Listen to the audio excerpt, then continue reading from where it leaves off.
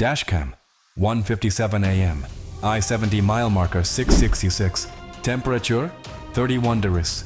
A lone bride in a wedding kimono stands in the snow, barefoot. Driver slows. Radio crackles Japanese lullaby. She raises her hand. Windshield blooms with frost flowers. Driver rolls window. Yuki-Onna leans in, breath visible as tiny souls.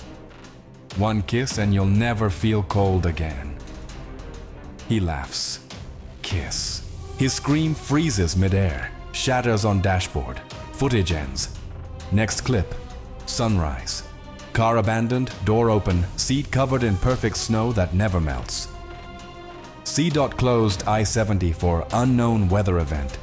Ring doorbells 200 miles away recorded the same lullaby at 3:33 a.m. She is migrating south with every record low. Tonight, Denver forecast, 34 degrees to us. Comment storm. Answer everyone. Exact temperature at your location. Right now? Yes, no.